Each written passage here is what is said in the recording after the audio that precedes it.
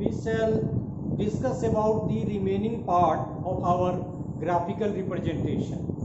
As you all are knowing that in the previous lectures we discussed about the graphical representation of data, and in the process we came to know that some graphical representation of data are based on ungrouped data. So when we have to draw a graph from ungrouped data, we can form pictograms, line graphs, bar graph or bar diagram, और circle graph जिसको पाई diagram भी बोलते हैं. So we have already discussed about all these four.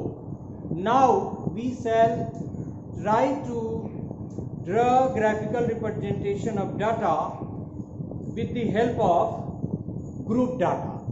As we have already discussed about this group data, that by using the group data we can draw graphical representation named histogram, frequency polygon, cumulative frequency graph and cumulative frequency percentage curve, which is also known as OGIF. So firstly, in the process of drawing all these four, that is histogram, frequency polygon, cumulative frequency graph and cumulative frequency percentage curve or OGIF, we shall start the drawing graphical representation with the help of group data, and in the process we shall start the work from histogram. Histogram is very much close to the concept of bar diagram, उसमें भी खरी रेखा, और इसीलिए हिंदी में उसको आयत चित्र या इंग्लिश में फिर not only histogram, column diagram के नाम से भी जाना जाता है, क्योंकि इसकी आकृति आयत की तरह होती है, वही ज्योमेट्री वाली आयत जिसकी लंबाई आप सामने की बराबर और चौड़ाई में डिफरेंस होता है, तो आयत की या जिसको रेक्टेंगल बोलते हैं. So it's rectangular in nature, and if you will remember you will come to know that when we are drawing bar diagram, it was also in rectangular form. So histogram is very close to bar diagram, though we prepare bar diagram with the help of ungrouped data and the histogram with the help of group data. So we can take a data. Let us take a data, and the heading of the data is, you must remember, must note in your mind, though it will be already the part of the lecture, because everything cannot be written on the board. So results, this is a data that is the result of 200 students on academic achievement test. So academic achievement test 200 student के academic achievement test का ये data है, और इसी data का जो हम अभी बोर्ड पर लिखने जा रहे हैं की मदद से हम ये चारों तरह के ग्राफ को बनाना सीखेंगे. So you can write the data and you must have the data because we will use it later. 10 to 20 you can write the frequency because we have to use the board. 10 to 20, 20 to 30, 30 to 40, 40 to 50, 50 to 60 and 60 to 70. 60 to 70. So we can also write the frequency 12, 10, 35, 55, 45, 10, 20, 30, 30, 40, 40, 50, 50, 40, 50, 60, 60, 70 and 70, 80. So 4, here this is 45, this is 25 and this is 18. So this is the data. As we have to use the board, we shall erase it so that we can use the board in a more complete way.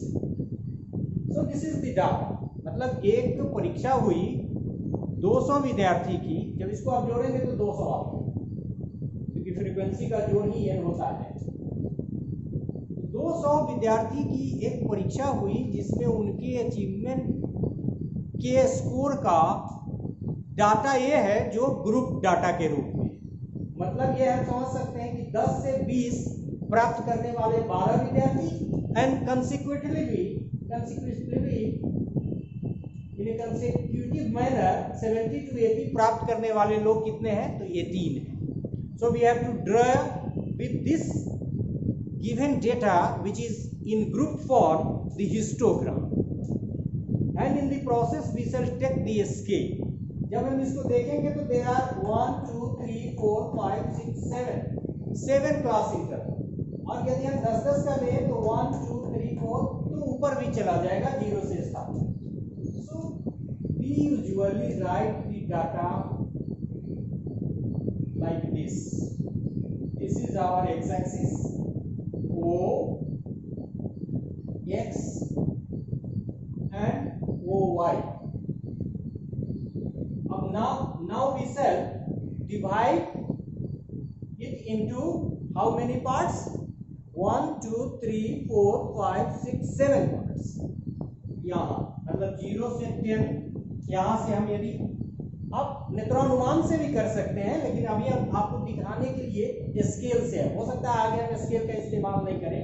तो यहाँ हमने scale रखा, देखा कि 1 से 10 तक एक point हमने लिया, 10 से एक पॉइंट 20 तक यहाँ लिया, फिर 30 तक एक पॉइंट यहाँ लिया, अब फिर इसको खसका दिया, यहाँ रखा,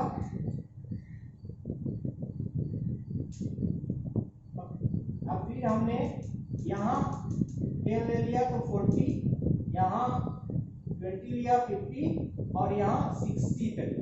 एक और क्लास इंटरवल हम लोग और एक्स्ट्रा बना लें, तो ये क्लास इंटरवल हमारा यहाँ से फिर हम लोग 10 ले लेंगे, ये हो जाएगा हमारा 70,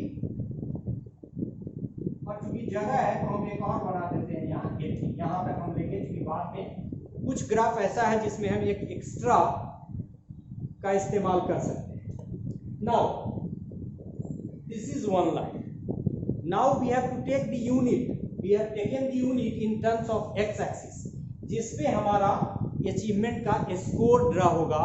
लेकिन फ्रीक्वेंसी, जो यहाँ फ्रीक्वेंसी है ये सब 1250, इसको भी हमको it will start from 10 and it will, क्योंकि मिनिमम फ्रीक्वेंसी 10 है and it will go up to you can see 55, मतलब हमको 60 तक लेना चाहिए। अब इसका भी यूनिट हम लोग डिसाइड कर सकते हैं, ऐसा रख के यहाँ से एक यूनिट कितना का हम लोग रखें, इधर से हम लोग यदि ये पूरा करें, यहाँ यदि ये रखें, कर सकते हैं हम लोग 10 20 30, फिर इससे आगे बढ़ सकते हैं,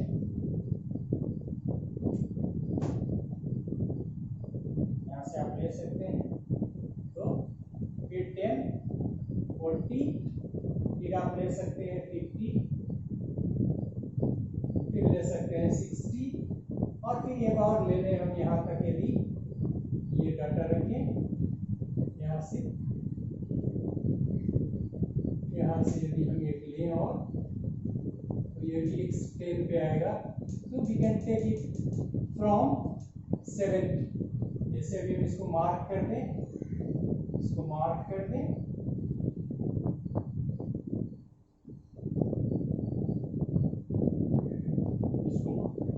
तो हम यदि फ्रीक्वेंसी को यहाँ यदि दर्शाना चाहें, इस पे हम लिख भी देंगे, यहाँ क्योंकि जगह नहीं हम लिख रहे हैं, इसमें यहाँ हम लिखेंगे फ्रीक्वेंसी, मतलब ऐसे घुमा के हाथ हम यहाँ की जगह यहाँ हम लिख दे रहे हैं फ्रीक्वेंसी, और यहाँ आप लिख दें अचीवमेंट स्कोर, ये रिप्रेजेंट। इसको हमने डिवाइड कर दिया, वैसे ही हम यहाँ छोटा छोटा पॉइंट ले लें क्योंकि हमको बनाने में सहूलियत हो। 10, ये देखें, ये देखें, ये देखें, ये देखें, ये 0, यहाँ हम लिखेंगे 10, 20, 30, 40, 50, 60 तक का हमको काम है, इसलिए हम यहीं लिखेंगे। अब यहाँ 0 to 10 क्लास इंटरवल कहाँ है 10, तो यहाँ हम यहाँ से यहाँ तक लिख देंगे 10, फिर यहाँ लिखेंगे 20, यहाँ लिखेंगे 30। लिखने में आपको थोड़ी सी दिक्कत हो रही होगी, मैं इसको थोड़ा सा ठीक कर देता हूँ। 50, 30, फिर यहाँ आपको 40, 50, 60, 70 और 80 भी हम लिख दें, बाद में इसकी जरूरत हमको पड़ सकती है और आगे भी। तो अब हमको देखना क्या है कि मैक्सिमम स्कोर हमारा 80 है, यहाँ तक हमको लेना है, का एक कॉलम हम और बढ़ा सकते हैं। आगे वाले ड्राइंग में हम लोग हो सकता है कि डाटा को पहले एक्सप्लेन कर दें और उसको मिटा के बोर्ड का इस्तेमाल करें। अब आइए हम लोग हिस्टोग्राम बनाएं। हिस्टोग्राम का डाटा हमारे पास है। अब इतना काम काफी है, क्योंकि हम पहले ही बता चुके हैं कि हम लोग कोऑर्डिनेट सिस्टम में एक्स एक्सिस और वाई एक्सिस की मदद से ही डाटा को ड्रा करते हैं। और यहाँ हमने एक्स एक्सिस पे अचीवमेंट के स्कोर को लिया है जो यहाँ दिया हुआ है ये, और ये फ्रीक्वेंसी को हमने वाई स्कोर में। अब देखिए पहला डाटा का 10 to 20, अब ये है 10 to 20। इस दोनों को हम पहला पॉइंट फाइंड आउट करेंगे फ्रीक्वेंसी 12 में। अब आप देख सकते हैं ये इसमें से एक भाग हमको लेना है, यदि 5 भाग में इसको हम बांटें तो मान लें कि यहाँ हमारा लाई करता है, यहाँ हमारा यदि लाई कर रहा है तो इस कर्व को ये 10 से थोड़ा सा आगे हम बढ़ाएंगे। देखिए थोड़ा कम अधिक हो सकता है, देखिए ये तिरक तिरछा हो जा रहा है, मिटाने के कारण इसको आप सीधा कर दें पहला। तो ये आपका 20 के लगभग का आपका ये। दूसरा आपका है 10, ये 10 था, दूसरा क्लास इंटरवल है, सॉरी ये आपका 20, दूसरा क्लास इंटरवल जो 20 to 30 है, इसकी फ्रीक्वेंसी कितनी है, इसकी फ्रीक्वेंसी 10 है और 10 यहाँ आ रहा है। अब यहाँ से इसको बढ़ा के हम इस 30 तक मिला। तीसरा आपका क्या स्कोर है 30 to 40, मतलब ये 30 to 40 यहाँ है और इसकी फ्रीक्वेंसी कितनी है 35। मतलब इस दोनों का जो मिडिल पॉइंट होगा ये यहाँ, यदि हम मान लें मोटा मोटी, तो हम ऐसे चलेंगे और यहाँ से लाइन हम लोग ड्रा करेंगे यहाँ से, और इस लाइन को फिर यहाँ इसमें मिला देंगे, राइट। तो ये 35 हो गया। फिर आपका 40 to 50 का जो स्कोर, ये स्कोर 55, मतलब ये यहाँ लाइन करेगा, यहाँ लाइन करेगा, मतलब हमको यहाँ लेना पड़ेगा मोटे तौर पे, और इस लाइन को हम यहाँ बढ़ा के इसको ऐसे कर सकते हैं 50। थोड़ा सा नेत्रानुमान में गलती हो सकती है। अब वैसे भी हम लोग उतना यंग नहीं है तो हम लोग का रिफ्लेक्स थोड़ा कमजोर हो जाता है, तो उससे और एरर आपकी तुलना में हो सकता है। तो ये देखा, अब ये 50 to 60 जो आपका स्कोर, ये वाला यहाँ, सॉरी ये 50 to 60 में कह रहा है कि इसका है ये 45, ये 45 है, मतलब ये कहाँ आ जाएगा, यहाँ आ जाएगा, इसके मिडिल, मतलब ये चीज हमको यहाँ लेना और यहाँ लेके फिर इसको 60 वाले से क्या करना होगा, मिला देना। फिर आपका 60 to 70, मतलब ये वाला, तो 62 और 70 के बीच की उसमें फ्रीक्वेंसी कितनी है 25 कहाँ लाइन करेगा, मतलब यहाँ एक लेके इसको 70 तक आपको मिला। अब लास्ट जो स्कोर है आपका 70 to 80 यहाँ है और फ्रीक्वेंसी कितनी है 18 है, मतलब ये 20 से थोड़ा कम, तो 2 पॉइंट, इसको 5 भाग में बांट के एक थोड़ा सा यहाँ कम रखेंगे तो यहाँ लेना होगा, मतलब इसको यदि हम हॉरिजॉन्टली आगे बढ़ाएंगे तो ये लगभग यहाँ आएगा और यहाँ आगे। So this is the graphical representation which we can know as histogram। तो अभी आप लोगों ने देखा कि हम लोगों ने कैसे हिस्टोग्राम को बनाना सीखा, ग्रुप डाटा से ही उसको बनाते हैं। जिसको हमने ये भी कहा कि हिस्टोग्राम को कॉलम डायग्राम भी कहते हैं और इसको आयत चित्र के नाम से जानते हैं, क्योंकि ये सारी जो आकृतियां हैं आपको आयत की तरह दिख रही है। अब इस ग्राफिकल रिप्रेजेंटेशन की सबसे बड़ी बात यह है कि यदि हमारे पास ये क्वांटिटेटिव डाटा नहीं हो तो भी हम बता सकते हैं कि ये फ्रीक्वेंसी है और ये अचीवमेंट का स्कोर है, तो आप हमको बताइए कि 50 to 60 प्राप्त करने वाले कितने स्टूडेंट हैं, तो हम इसकी मदद से बता सकते हैं कि 55% स्टूडेंट हैं। सॉरी, ये देखिए यहाँ 45 नॉट 55, यहाँ है, यहाँ 45% स्टूडेंट में से है जो 50 to 60% के स्कोर को प्राप्त करते हैं। मतलब कि ग्राफिकल रिप्रेजेंटेशन ऑफ डाटा में हिस्टोग्राम का यही काम है, और हिस्टोग्राम निकालने के क्रम में ही हम लोगों ने ये देखा है। और हिस्टोग्राम निकालना और उसका क्या फायदा है?